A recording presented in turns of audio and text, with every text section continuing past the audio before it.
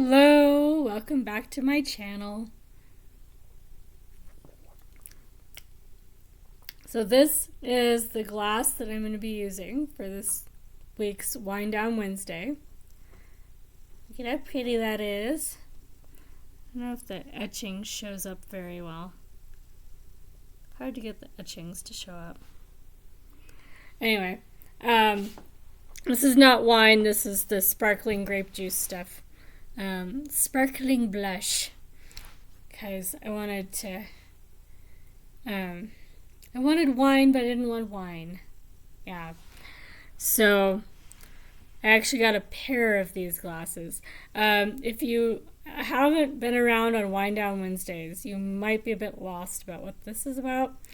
So Wind Down Wednesdays are reading sprints, kind of a wine and reading party that I will put the link for the lady that hosts them in the description. Her name's Nell. She runs a wonderful wine party every Wednesday. We show up with our own beverages and our books and do reading sprints. And I'd heard of them and finally started joining in a couple weeks ago.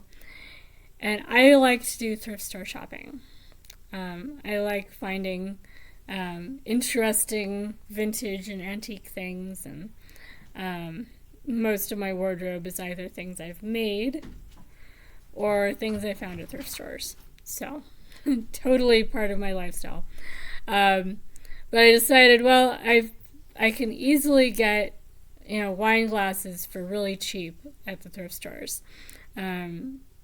Usually, I think all the glasses I've gotten so far this year have been $1 or less. So I'm going to do a different wine glass every week for the entire year. And try and get, 52 total wine glasses that are all different. So right now it's easy. I find ones I don't already have every time I go to the thrift store. By November or December, it might be a little trickier finding glasses I don't already have in the collection. But I can't really describe them very well on the chats for the reading sprints. So I figured I should show off the glass I'm using. Let's see if I can get that. It really just doesn't show up very well. Yeah, it's got little bows and flowers etched on it. I don't actually like this glass as well for drinking out of, though. It's a little awkward. But it's very pretty. So this is a weekly reading update plus wine glass, I guess. So I've finished a few books this week. Just a few. Plus audiobooks that I don't have print books for. So there's 6 print books in this stack. I've also finished 1, 2, 3, only 3. I've been really good this week. I've only finished 3 audiobooks in addition to this stack of books. For a total of 9 books in 7 days. That's pretty good. So what I've actually read. In the audiobooks, the shortest book I've read so far this month, at just over 100 pages, was Creativity, A Short and Cheerful Guide by John Cleese, the comic actor who is in all sorts of Monty Python type movies. I'm sure he did a lot of other things that I was just not old enough to catch. And I haven't had the TV in so long. I would have had to have watched them in a very narrow window. But yeah, he's pretty funny. It's a cute book. I would imagine it would be really cute to have on your shelf in print too, but I just did the audiobook. And then Thinking in Systems by Donella Meadows. That one was fun because I like systems as a multidisciplinary study. So systems thinking is one of the ways people look at how different fields intersect, and it's kind of the reason why I took a graduate school biology class as one of my electives as a political science graduate student. So I've been thinking like this for a long time, and there are more people that are thinking like this too, enough that they gave it a name, and now there's actually programs of study in it, which is exciting. Not anywhere I've studied, but it exists. I took biology because I needed the mathematical modeling for shapes of problems that you see in ecology. And I was looking at language and culture as groups of people intersect with each other. So population modeling uses the same shapes of equations as what you would need for that kind of socio-political studies. So it gives you kind of an idea of the flexible thinking that goes into thinking in systems. And it opens up a lot of new ways of looking at problems people already are studying. It's really cool. I get really nerdy about that kind of stuff. And I was going to be really good and not do a lot of audiobooks this week. And I saw that one and I was like, it's been so long since I nerded out on a book like that. So it was time. And I think I was able to work that one into a prompt as well. Pretty sure I did. Oh yes, it starts with T. That's right. That was my book that starts with T. So that was for points for a prompt. And then another one that I did for points for a prompt was Unmasking Autism, Discovering the New Faces of Neurodiversity by Devon Price. That one ended up being one of my books for a BIPOC and LGBTQ author book, because Devon Price is definitely in the LGBTQ authors category. And there's chapters that explicitly deal with the intersection of autism and queerness. So, yes, I liked that book a lot. I definitely am not going to just stop masking because a book tells me to. There are a lot of very important reasons why people mask, and a lot of people that do heavy masking mask differently in different spaces, and it's like putting on appropriate clothing to go to different things. You put on a different mask to survive and thrive in different environments. There is no way in hell that I'm going to just stop masking because a book says that I should. So that was kind of my personal response as a person with autism. I was like, no, it's all very interesting and I can relate and I understand what the book is saying. But yeah. Oh my goodness. My kitten, by the way, has found his bag of treats again. He doesn't want to eat the bag of treats. He just wants the bag because it makes noises and it smells interesting. And yeah, so he's found it again and is carrying it around like it's his, newly conquered prize. So the rattling in the background is him with his cat treats. Anyway, so those are the audiobooks, 3 audiobooks I did really good in that respect. I did listen to other audiobooks. Splendid in the Vial by Erik Larson. This is the physically biggest book that I finished. It was large print, so it's not as big and massive and scary as the size of this book would suggest. It is a history, and it's looking at Winston Churchill in World War II.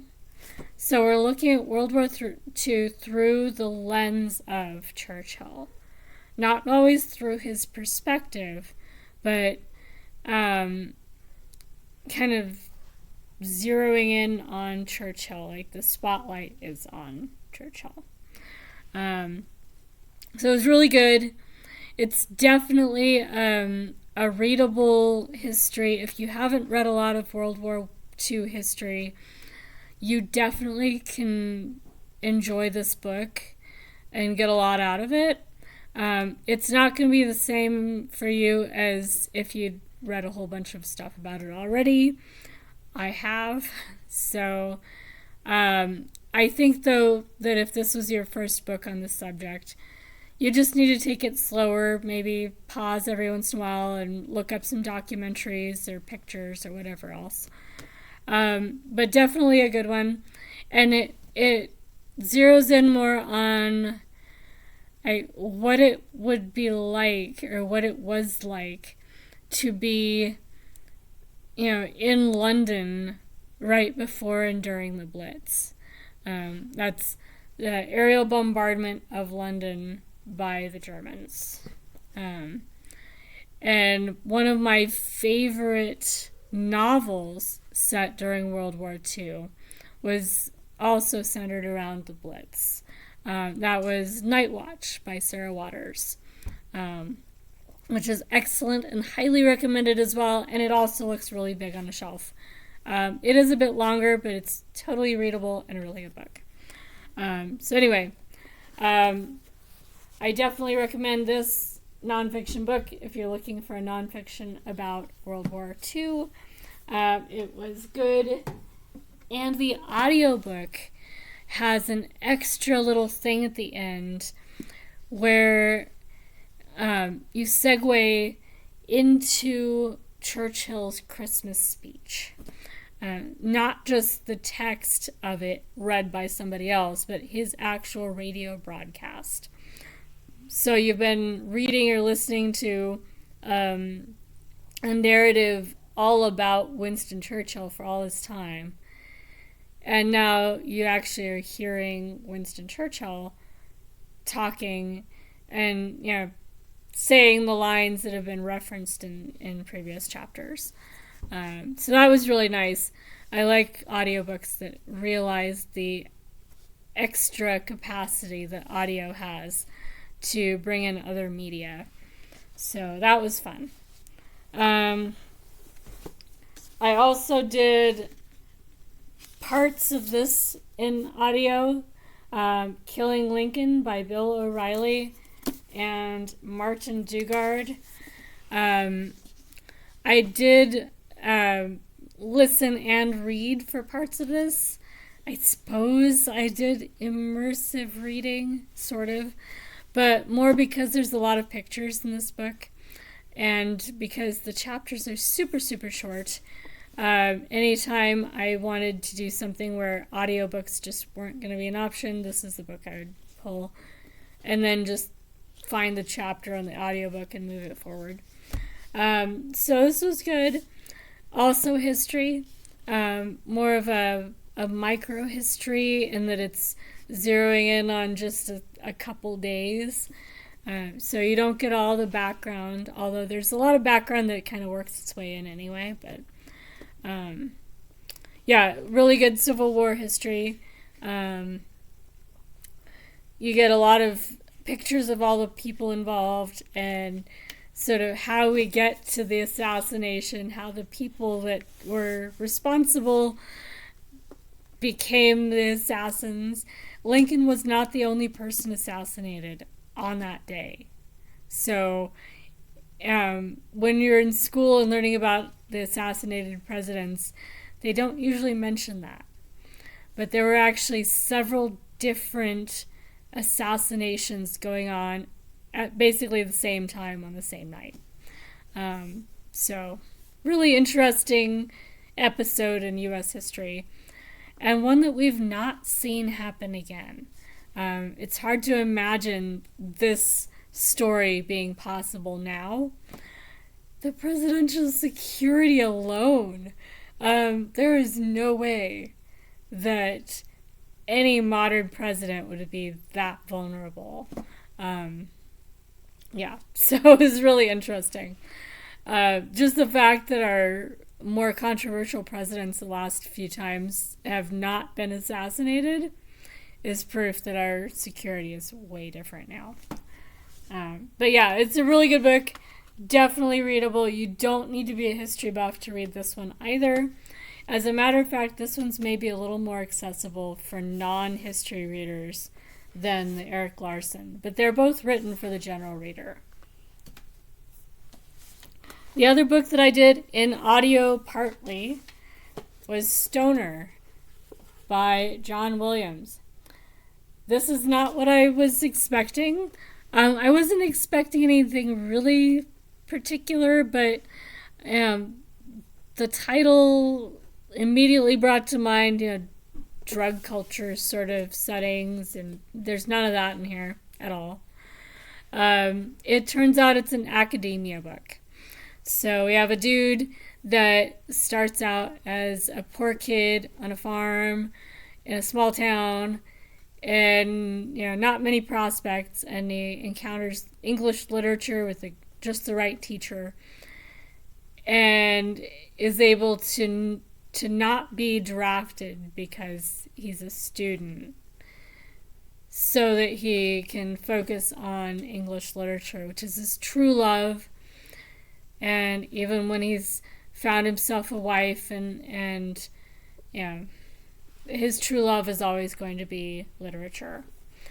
So he's a relatable character for so many people in the booktube world, because we all understand that love of books.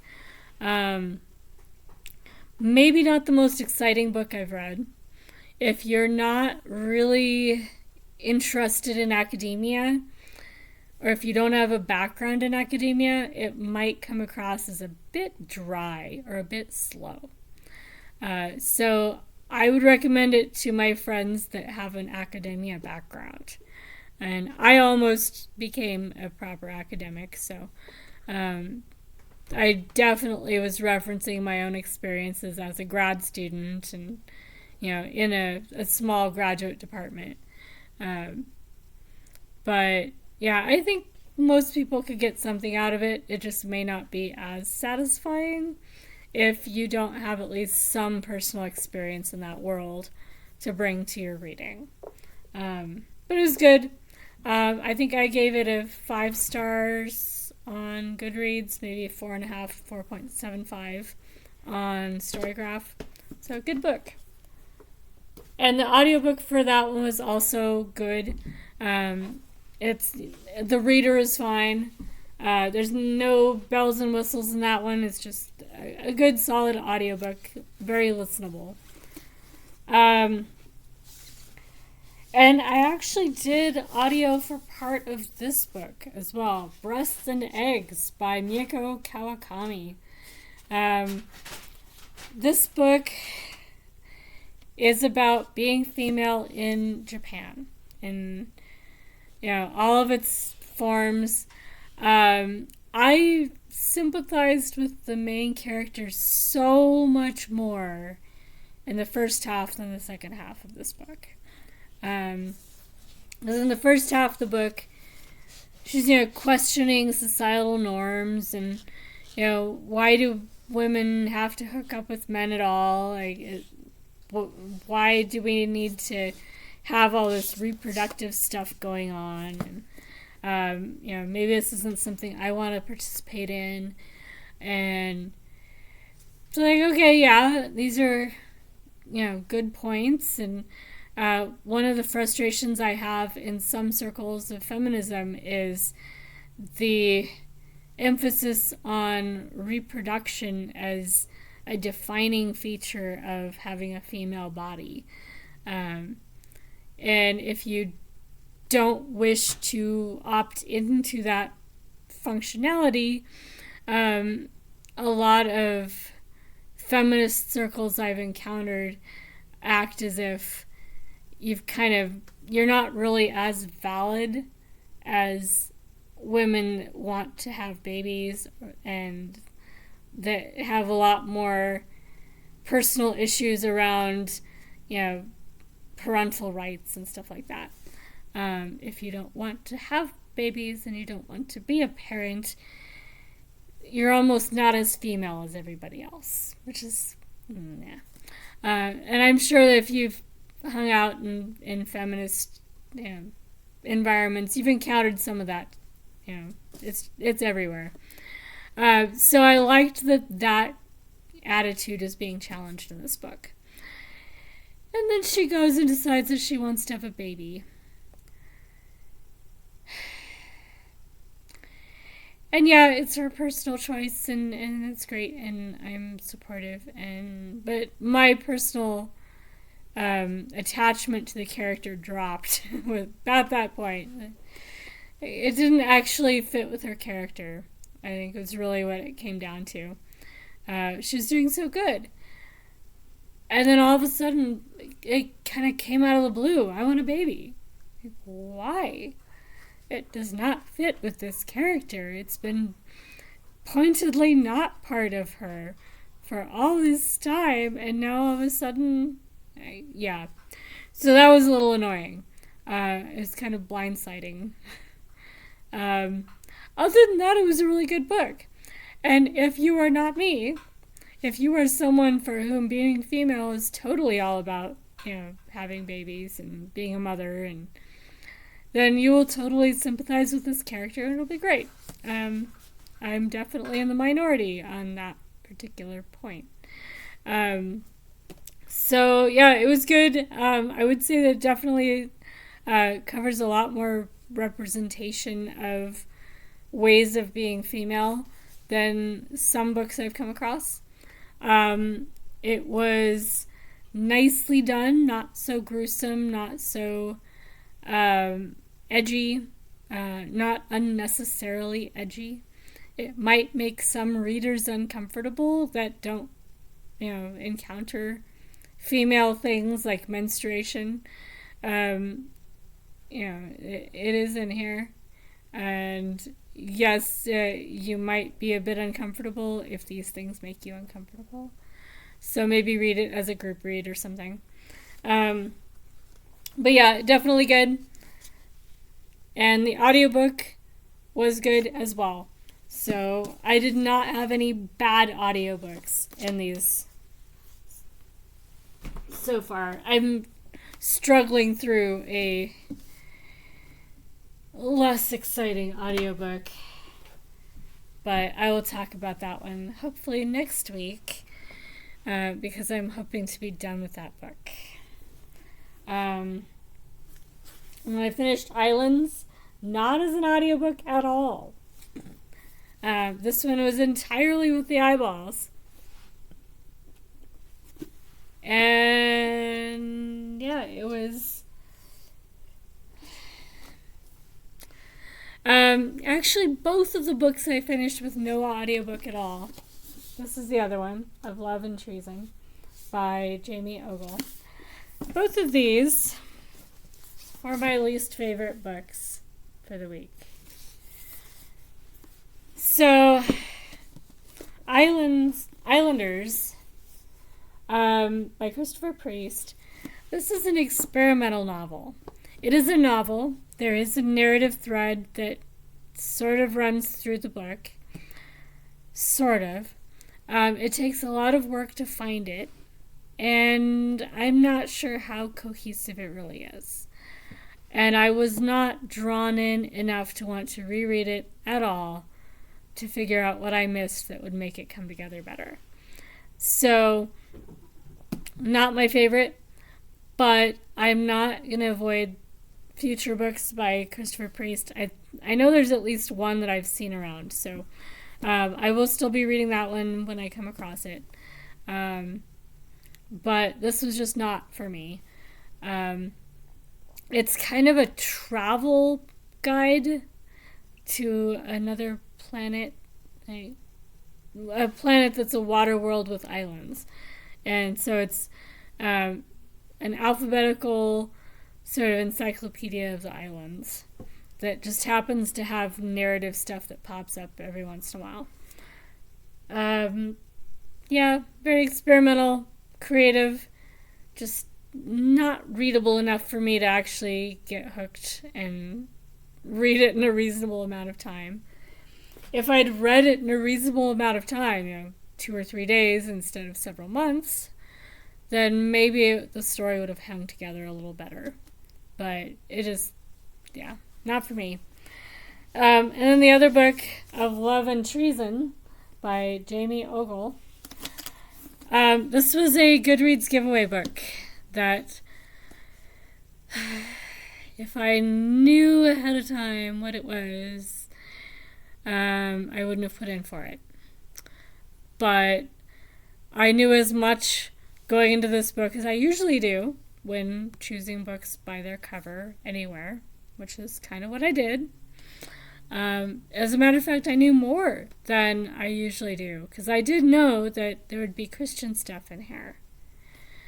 So I don't usually know that if I'm just picking books by their cover, which I do every once in a while. Just go to the library, pick a pretty book, and read it.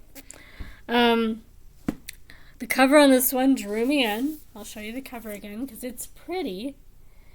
It's a nice cover. The blurb for the giveaway emphasized historical fiction. I like historical fiction. This is great. It's set in ancient Rome.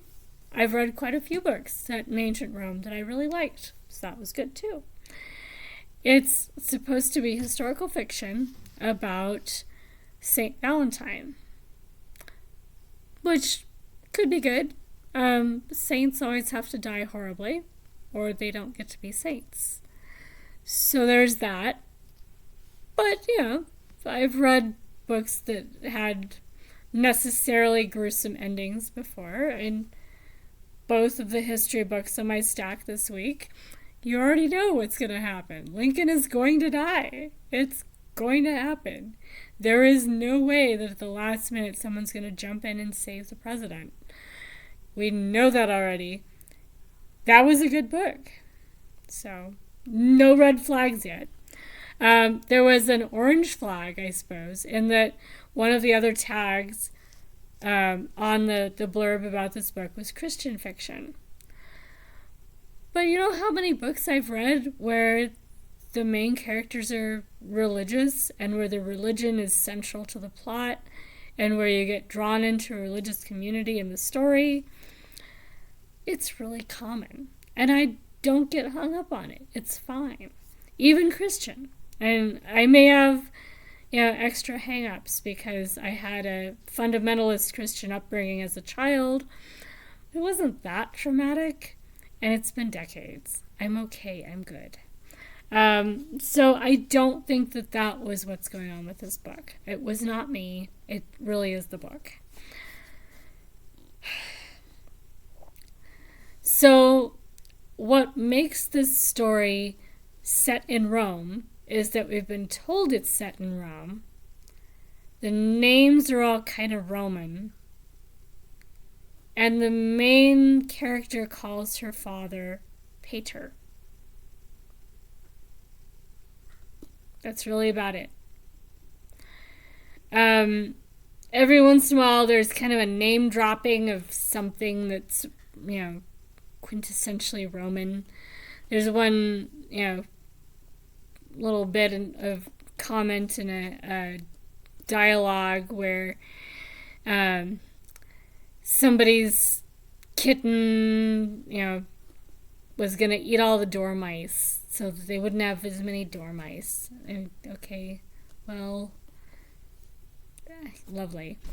There's more description in the bakery where the main character works. And there's more description in the perfumery, where one of the secondary main characters works. That she owns her perfumery, more or less. But still not a lot. Not enough to think, okay, these are very Roman shops. Just, we know it's a bakery and we know it's a perfumery. I did not feel like I was immersed in ancient Rome, ever in this book. So that already was a problem. I don't have a strong sense of place.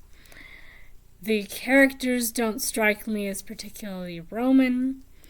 I had to keep reminding myself that Romans are usually dark. They're short, they have dark hair, they have dark eyes.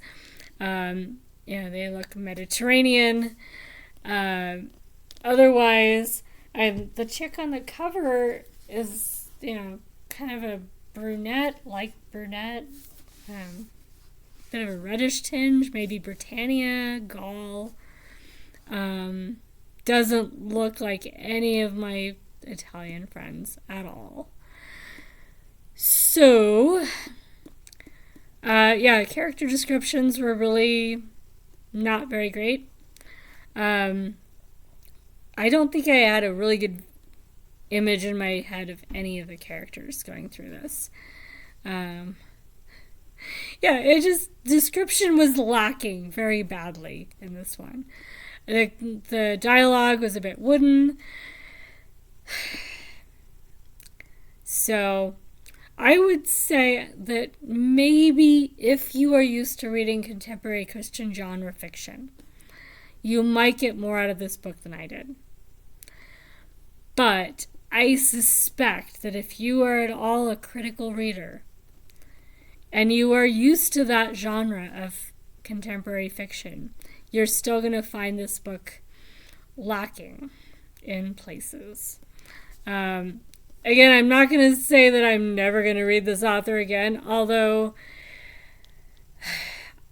I don't really read Christian genre fiction as a rule, because every time I read a book that is marketed in contemporary Christian genre fiction, they all tend to be not as well written, where the standard is different. I don't know what it is. Maybe it's got to be the marketing, the editing, somewhere in that part of the book world. Because there are classics in contemporary fiction that happen to be Christian that are just fine. They're just not marketed in this genre. And then there are parts in this book that are really preachy. So if you are triggered by preachy Christian content, which I don't think I am, but maybe, then there are sections in this book that might really be disturbing for you. There are also sections in this book that focus way too much on torture and gruesome death that aren't even part of the story.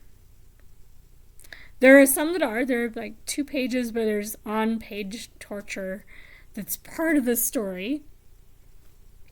We're making a saint here. This does happen.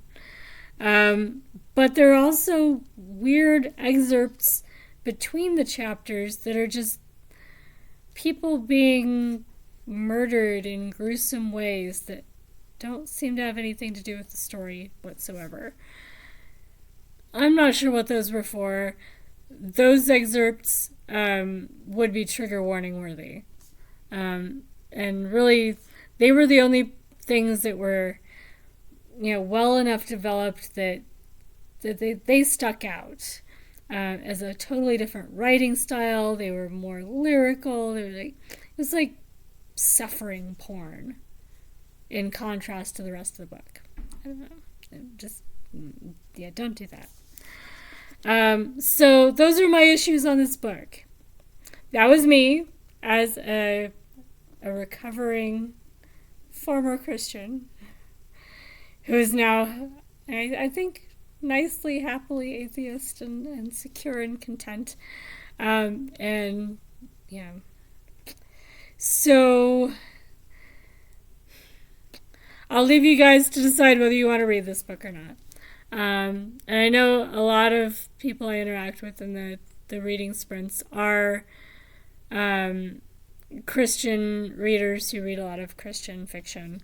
So I'm sure there will be some very strongly differing opinions on this book. Even with the problems with the writing and the story structure. So anyway, I will stop rambling about this book. I do notice that the top and the bottom books that you rate every month or every week, you can say a ton about them. It's the books in the middle that they're books. Yeah, it's good, it's bad, whatever.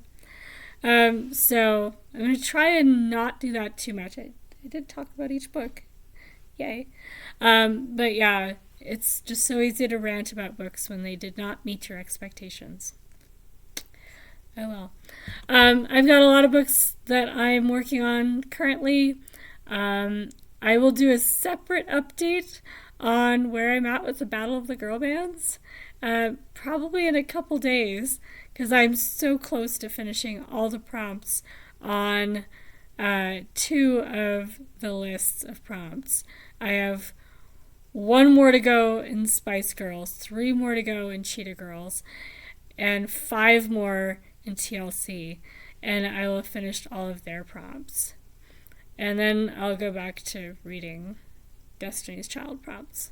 I probably will finish some of those sooner, actually, but so I will probably do an update again in a day or 2 when I finished a couple more books, and probably show you guys the genre blanket at the same time. It's a genre scarf now, or genre wrap. And so I'll show that to you in the next video as well. And I might show you guys the other glasses that I got. That might be a separate video. Let me know in the comments if you would rather it be a separate video. It's not really bookish content, but I'd love to show you guys my collection as it is so far. The glasses I've used for the weeks that we've had so far of Wind Down Wednesdays in 2024. So I'm going to sign off and finish my beverage and get ready for bed, get this video uploading because it's going to take hours, I'm sure, and get the cats to bed because they are glaring at me. And I will catch you guys again soon in the next video or in the next sprints if you're somebody that I see in sprints. Hopefully you guys are having some successful reading. Let me know in the comments if you have read the books that I talked about or if you want to know more about them. And I will talk to you again soon. Bye, guys!